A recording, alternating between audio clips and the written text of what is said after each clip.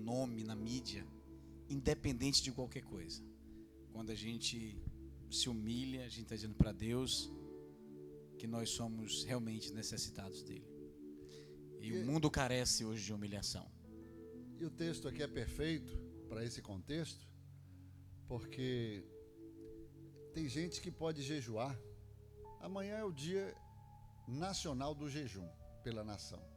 As pessoas podem jejuar com o coração, né, arrogante, com a soberba, cheio do eu, do ego, entendeu?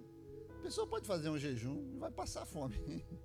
Que na verdade o jejum tem que ter essas características, né? Tem que estar no espírito, tem que estar, né, assim, fazendo tudo de acordo o sentido pelo qual o jejum está sendo decretado. Então tem que se humilhar mesmo, né? A humilhação fala de que você se rende completamente, que você se coloca no pó, na cinza, né? Reconhecendo que o Senhor é soberano, que Ele é grande, Ele é o Rei de toda a terra, dos céus, da terra, né? Então Ele é o Senhor, Ele é, como diz Isaías, Ele é maravilhoso conselheiro, Deus forte, Pai da eternidade, príncipe da paz. Que coisa maravilhosa, né? É interessante, meu pastor, que Isaías 58, o profeta Isaías, Deus usando a boca daquele homem, Deus exorta o povo de Deus, o seu povo, acerca de um jejum. O povo de Deus estava jejuando e queria a resposta de Deus, mas não tinha resposta. No verso 9 de Isaías 58 está escrito assim: então clamarás, o Senhor te responderá, gritarás e Ele dirá: eis-me aqui. Se tirares do meio de ti o jugo, o estender do dedo e o falar iniquamente. Os versos anteriores e posteriores você vai compreender, depois você vai meditar Isaías 58, que Deus está exortando o povo dele que estava jejuando. Amanhã é um dia nacional, vamos dizer assim. Amanhã toda a nação vai estar jejuando, todos nós estaremos jejuando com esse propósito. Mas Deus quer além desse jejum de nós. Deus está falando com Israel que o jejum perfeito para ele não é a gente jejuar e não perdoar, não é a gente jejuar e não saciar a fome do necessitado. Então Deus usou a boca de Isaías, está falando com Isaías que o povo estava jejuando, mas o jejum que Deus esperava deles era além daquela abstinência de alimento. Era estar jejuando, mas perdoando, acolhendo, abraçando. Então Isaías, aí no verso 9, ele está dizendo que depois que eles entenderam que é um jejum verdadeiro, eles iam clamar a Deus e Deus responderia o seu jejum. É porque Deus diz assim: eu sei que muita gente estará jejuando amanhã nesse propósito. Amém, glória a Deus. Mas Deus quer no meio desse jejum que a gente perdoe, que a gente abrace, que a gente abra o coração, que a gente se humilhe, que a gente se derrame diante de Deus. Que seja um jejum verdadeiro, para que Deus possa ouvir, receber esse jejum. É porque a maioria das pessoas não compreendem, não tem o costume, o hábito de jejuar, não sabe. Assim, é claro que a igreja, né, tem essa prática, mas nós precisamos instruir, né? Nós como mentores, como instrutores, como, né, ministradores, né, pastores, nós temos que instruir o povo, porque não adianta você fazer um jejum mecânico, né? Um jejum que vai não passar de você deixar de comer, porque o jejum tem que estar na alma, é um jejum espiritual, é um jejum onde o seu coração se rende completamente ao Senhor, é onde você, né, zera a quilometragem, né, esvaziando-se totalmente, né, de toda amargura, de todo preconceito, né, de toda arrogância, prepotência, de toda injustiça. É você se colocar no lugar do outro, é você, né, entender que você precisa assumir e adotar, né, o padrão do reino de Deus para a vida do ser humano aqui na terra, né? Como Jesus, ele nos ensinou que que a vontade dele, a vontade de Deus, é implementar sobre a vida, né, do ser humano. E Jesus falou: seja feita a sua vontade, venha o teu reino, seja feita a sua vontade, assim na terra como é nos céus. Então a vontade de Deus, ela é perfeita, ela é boa, ela é agradável, e esta vontade precisa ser, né, precisa estar replicada dentro de nós, né? Então eu costumo dizer que jejuar sem propósito, jejuar sem estar com o coração em Deus, né, é apenas uma dieta. Então nós temos que, primeiro, como o pastor falou, perdoar os nossos irmãos.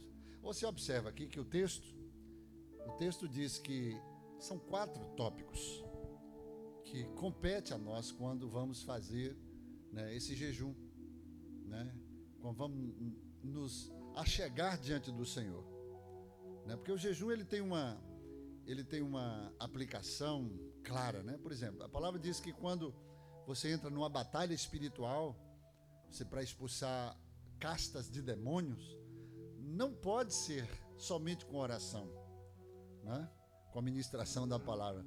Às vezes requer um jejum específico. Não é também fazer dieta, não. É você estar ali, ligado espiritualmente, sabendo que você está numa guerra, numa batalha, e você vai lutar ali contra principados e potestades.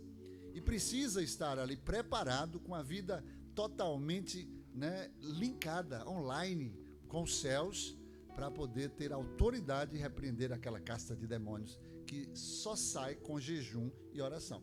Então, nesse caso do jejum, o texto aqui, ele é perfeito, que o próprio Deus fala sobre as pragas, sobre os gafanhotos, que ele mesmo perdoa, né?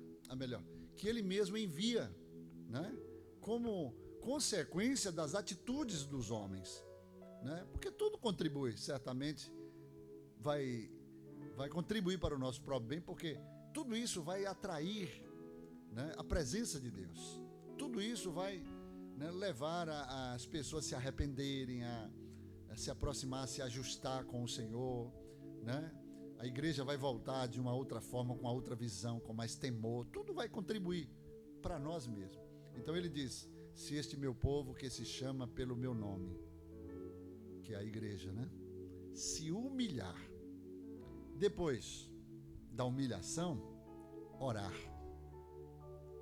Ou seja, sem humilhação, a gente nem se achega à presença de Deus para orar, para se relacionar, porque oração é relacionamento, ok?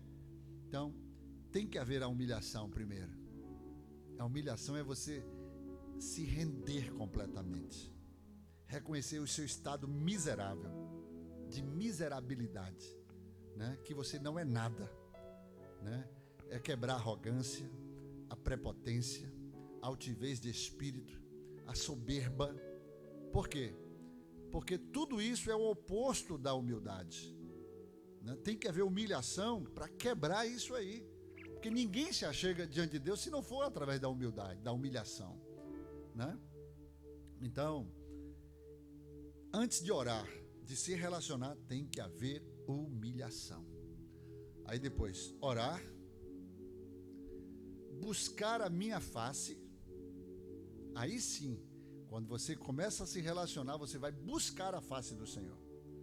E aí, depois de buscar, arrepender dos seus maus caminhos, porque ninguém consegue chegar diante de Deus e não se arrepender completamente.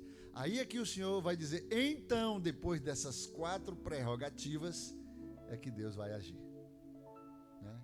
Então é necessário, a gente não é simplesmente fazer um jejum, não é simplesmente orar, não é simplesmente se arrepender, não é simplesmente buscar a face do Senhor. Tem aqui uma ordem cronológica. Nós precisamos nos humilhar. O povo de Nínive, né, se humilhou ali, o presidente da nação, vamos dizer, o rei ali, né, da cidade de Nínive, né? Estou falando ali da cidade de Nínive. Jonas já chega pintando um terror, né? É. Jonas já chega dizendo que em 40 dias Nínive seria subvertida, seria julgada, destruída. E essa era a vontade do profeta, né? Do evangelista. Mas o profeta tem que fazer o povo, a vontade de Deus. o povo ficou com tanto temor que o povo começou a vestir roupa de pano de saco. Humilhação. Se humilhou. Pano de saco fala de humilhação. O povo se humilha.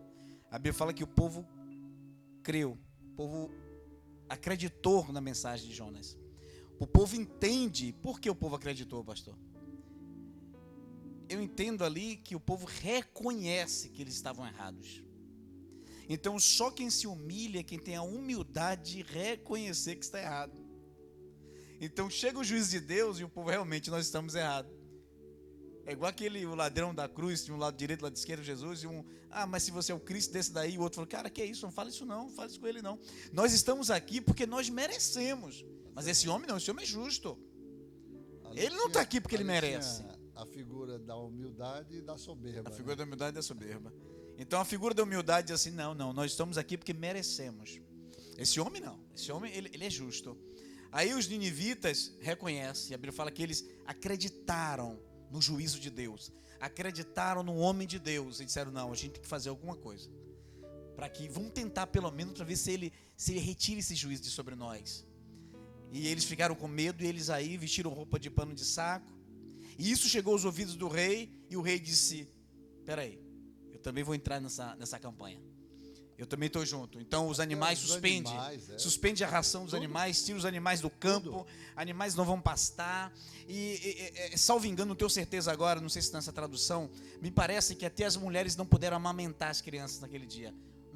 Se não me falha a memória, eu alguma tradução vi isso. Não tenho certeza agora, mas me parece isso também, pastor. Então foi um jejum nacional, foi um jejum total. Porque existem vários tipos de jejum, a gente não vai entrar nesse mérito agora por conta do horário. Mas isso é o quê? Parcial, absoluto. Né? Olha que o jejum é um sacrifício. A humilhação é uma condição do sacrifício. Né? É quando você reconhece o estado original de quem você é. É quando você diz assim, olha, eu estou todo errado. É quando você não tem contra-argumento. Olha, aqui me chama a atenção, pastor Edson, que existem duas situações assim muito claras assim na palavra de Deus, de dois grandes líderes, foram os dois primeiros reis, de Saul e Davi. Um era arrogante, soberbo, presunçoso, né? E ele tinha resposta para tudo, né? Ele não se humilhava porque ele se auto-justificava em tudo. Em outras palavras, né, ele exerceu durante a oportunidade que Deus deu para ele, né, porque ele poderia perpetuar ali no poder. Deus poderia confirmar o governo dele, mas a falta de humildade, né, levou ele a cair, porque a Bíblia diz que a humildade precede a honra, mas a altivez de espírito